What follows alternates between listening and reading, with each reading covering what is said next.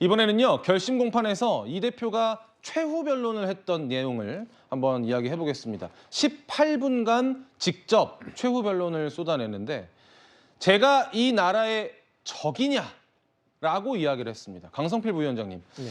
저 이야기는 좀 감정에 호소하는 듯한 느낌도 있네요. 네, 아무래도 어쨌든 이재명 대표도 정치인 아니겠습니까? 그러니까 야당의 지지자들, 걱정하는 많은 국민들한테 여러 가지의 정치적으로 함의를 해서 알려드린 거죠. 근데 저는 또 이런 생각을 해봐요. 제가 지금 계속해서 말씀드리고 있지만 어쨌든 이재명이라는 야당의 유력한 대선 후보가 큰 비위 행위, 대장동이나 뭐 성남 FC 수천억의 돈을 받고 개인의 혜택을 위해서 그랬다고 하면 그것은 야당의 지지자들도 용납하지 못할 겁니다. 예. 그런데 우리 최근에 미국 그 대선 후보들 TV 토론에서 봤듯이 트럼프가 16번의 거짓을 얘기를 했습니다. 그리고 해리스도 2번 했습니다. 그런다고 해서 미국 검찰이 트럼프 고소하거나 해리스가 고소하거나 그러지 않습니다. 그것은 무엇이냐면 이 국민의 선택을 존중하는 겁니다. 그렇기 때문에 16번의 거짓이 있었다는 걸 알려주는 것인 거거든요.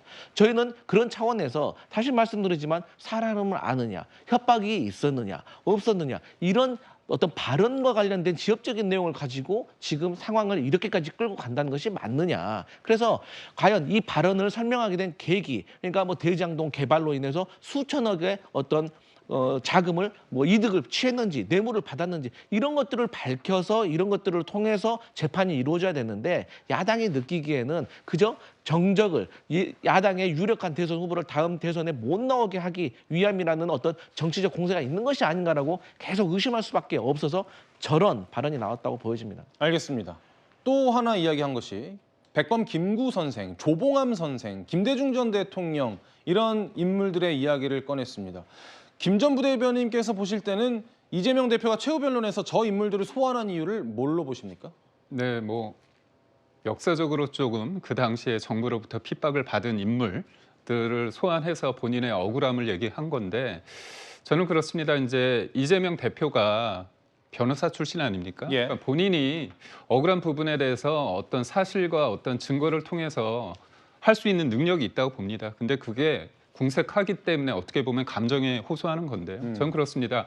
이재명 대표에게 묻고 싶은 게 본인이 독립운동을 한 것도 아니고 민주화 운동도 한 게 아닙니다. 결국 지금 여러 가지 문제가 되는 것들이 이른바 이제 대장동이니 백현동이니 그런 어떤 사업 관련해서 문제가 있기 때문에 거기에서 비롯된 말에 대해서 거짓을 말했다는 것이 문제가 돼서 이렇게 된 거 아닙니까? 예. 그렇다면 이거는 본인이 범죄가 있어서거든요. 그러니까 내게 어떻게 보면 그 범죄가 이미 확정이 돼 있는 상태고 지금 7개 사건의 11개 혐의로 4개 재판을 받고 있는데 본인 다 문제가 없는데 정치적으로 나는 정적주기의 희생양이다 이런 계속 얘기를 한다면 일반 사람들이 볼 때 그렇게 느끼지 않거든요. 그러니까 저는 떳떳하게 자기가 문제가 없다면 이러이러해서 나는 이게 볼 때 이런 사실에 기초했을 때 나는 무죄다 이렇게 호소를 하면 좋은데 궁색하다 보니까 항상 민주주의 그다음에 뭐 정적주기에 큰 담론을 통해서 본인이 그 뒤에 숨고자 하는 의도가 있다 그렇게 생각합니다. 알겠습니다. 구장차장님. 네, 이번 선거에서 가장 중요한 기점이 벌금 100만 원이라면서요? 그렇습니다. 100만 원과 99만 원은 무슨 차이가 있는 건가요?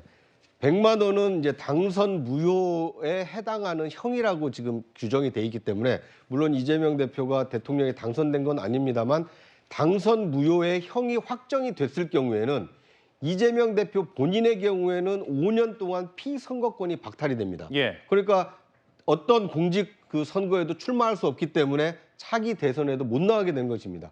문제는 자신만 그런 정치적 불이익을 받는 것이 아니라 그런 대선 후보를 공직 후보자로 추천한 정당의 경우에는 대선 때 선거 보전 비용으로 받았던 지금 알려지기로는 한 434억 원가량이라고 합니다. 만약 이재명 대표가 공직선거법 위반으로 최종 100만 원 이상의 유죄 판결을 받으면 민주당도 434억 원, 선관위로부터 보전받은 대선 자금을 토해내야 되기 때문에 민주당으로서는 엄청난 이 경제적 압박, 이 존폐 기로에 설 수 있기 때문에 정치인 이재명의 정치적 운명과 미래만 달려있는 것이 아니라 거대 야당인 제1당인 민주당의 어떤 그 경제적 손실도 달려있기 때문에 이 공직선거법 위반에 대한 1심 판결, 물론 1심이 최종심이 아니기 때문에 항소심, 상고심, 3심 대법원에서 확정 판결이 나야 됩니다만 100만 원 이상이 났을 경우에는 정치인 이재명 그리고 민주당에게도 엄청난 위협이 된다. 뭐 이렇게 볼 수 있기 때문에 공직선거법 재판 결과에 굉장히 초미의 관심이 모아지고 있다. 이렇게 볼 수 있을 것 같습니다. 예, 그럼 여기서 여야의 엇갈리는 반응을 보고 오겠습니다. 사건을 조작한 검찰이 터무니없이 징역 2년을 구형했습니다. 이재명 대표를 말 그대로 사냥했습니다. 더불어민주당은 또 과장된 방탄 긴급 브리핑을 하겠지만 이건 그냥 선거 과정에서 있었던 고의적인 거짓말에 대한 통상적인 형사 재판입니다. 통상적인 구형이 있었던 것으로 보이고요. 통상적인 결과가 날 거라고 생각합니다.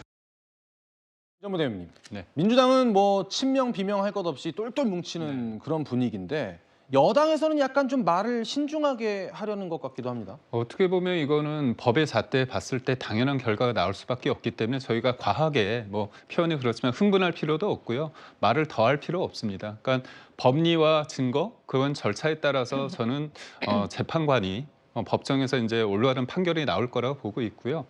어떻게 보면 이게 상식적인 거죠. 저는 다 떠나서 뭐 주관적인 표현일 수 있지만 그 이재명 대표가 자꾸 그 자기가 탄압받고 있고 협박받았다고 얘기하는데 거기에서 직무유기로 협박을 받았다고 얘기합니다. 예. 저는 그냥 직무유기란 그 표현은 아주 구체적인 워딩 아닙니까? 혐의에 대해서 자기는 혐의로 어떻게 보면 협박을 받았다 얘기한 거는 단순히 감정이 아니라 그거는 그렇게 했느냐의 문제가 국토부에서 그렇게 했다면 그건 문제라고 생각해서 이재명 대표가 핍박을 받는구나 그런 생각을 할 수 있거든요. 그렇기 때문에 저는 이재명 대표가 했던 말과 그때 상황에 대해서 하나하나 짚어보면 차분하게 원리 원칙대로 저는 결과가 나올 것이다. 그렇기 때문에 한동훈 대표가 저렇게 차분한 어떤 톤으로 얘기했다 그렇게 봅니다. 알겠습니다. 마지막 질문을 짧게 강 부위원장께 드리고 싶은데 네. 제가 민주당 내부를 취재했을 때는 네. 선거 결과에 대해서 전혀 걱정하지 않는다라는 이야기를 많이 들었습니다. 네. 어떠십니까? 첫 번째로 저희는 무죄를 확신하고 있기 때문에 그렇게 큰 파장은 없을 것으로 보이고 만약에 유죄가 나온다고 하더라도 앞으로 또 항소심과 대법원 판례가 더 기다리고 있기도 하지만 제가 오늘 계속 말씀드렸듯이 이재명 대표에 대해서 지금 기소하고 재판을 해서 다음 선거에 나올 수 있느냐 없느냐에 관련된 것들이 너무나도 지엽적이다 이렇게 보여지기 때문이라고 보여집니다. 알겠습니다. 이 소식 여기까지 듣고요.